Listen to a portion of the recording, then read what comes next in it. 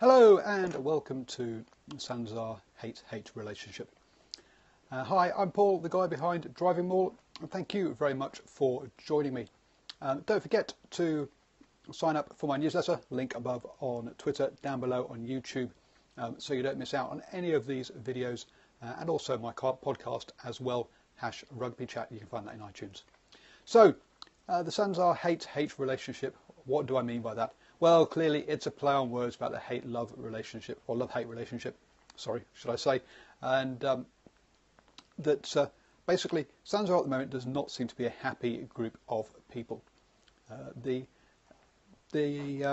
really did struggle to come up with a name for this one, but anyway, this will have to do.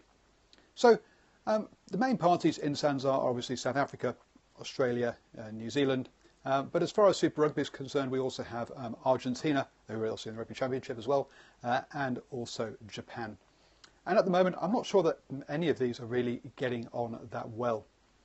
Australia at the moment are upset with New Zealand and Argentina.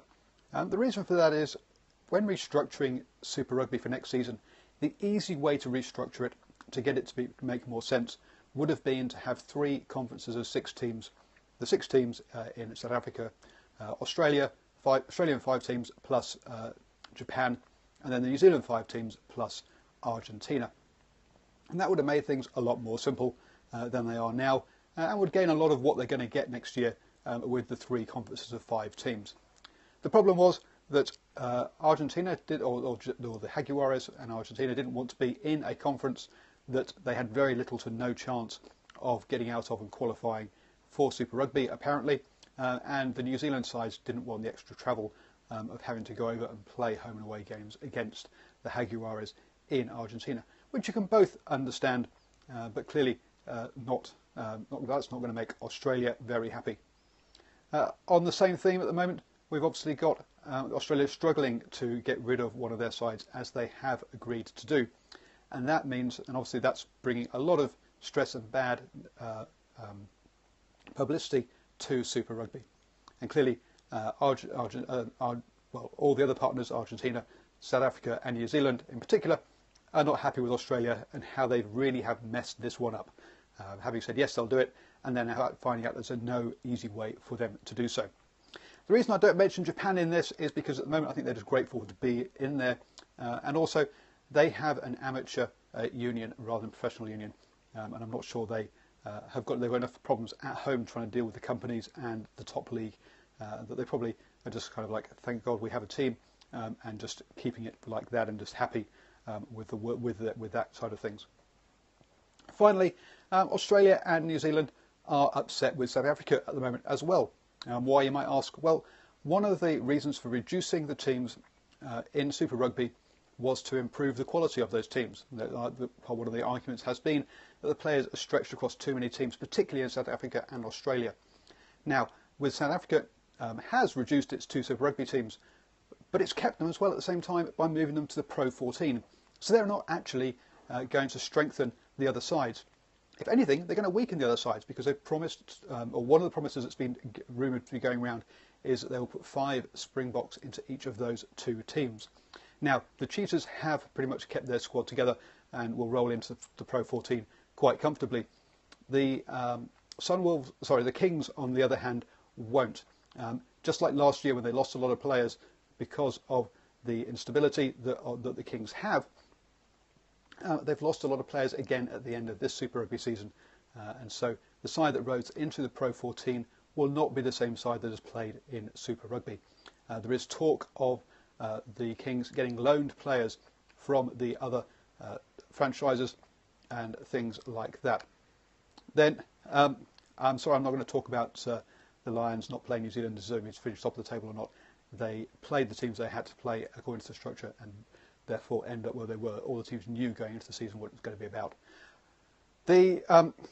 So the Kings are going to be borrowing players as well, so that's going to put extra strain on the other 4 Super Rugby franchises going into next season. So while South Africa has lived up to its side of the bargain by reducing the number of teams, it's not lived up to its side of the bargain of strengthening those 4 teams, and therefore improving the Super Rugby competition. So clearly Australia and New Zealand aren't very happy about that side of things, and neither will Argentina be either. So at the moment, the only country that seems to be not in people's bad books on the whole is Argentina, even though, as I say, Australia aren't too happy with them at the moment. But the three main partners seem to be all angry with each other at the same time, which clearly is not boding well. The big thing about SANZAAR at the moment, or the big thing that they're looking forward to, is the fact that the TV rights come up for renewal at the end of 2019. Now, those discussions obviously won't wait until then. Those discussions will be happening much sooner. And so what they need is a good season under their belt going into those discussions. Otherwise, you can see that the TV partners are not going to be particularly happy with what they're getting at the moment and the press they're getting around that. So it's going to drive down the price. If that happens, I mean, Australia are already strapped for cash. New Zealand are struggling to hold on to their players with money, and clearly South Africa is struggling even more. So all these countries need money to hold on to their players and stop them from all going over to the English and the French clubs mainly. Obviously, some do go to the Celtic countries as well. So that is what the big driver of all this is. It's the amount of money that this next TV deal is going to get. And with all the talk of cutting the cord or cutting the cable and people moving from TV into streaming, that's also another big question mark that's around all this and causing all of the administrators a lot of stress. They're not really going to want this discussion to be going into 2019 too long, because that's obviously a Rugby World Cup year, and they'll have other things to worry about. So personally, I think end of 2018 is when they'll be looking at hopefully having something sorted out, which means they need a good Super Rugby campaign in 2018, and we're not heading off on a very strong footing at the moment towards that, which is why they're all unhappy with each other. Also, the other big elephant in the room is, what is South Africa planning to do in 2020? Are they planning on renewing SANZAAR and continuing in Super Rugby, or are they about to jump ship and head to Europe en masse?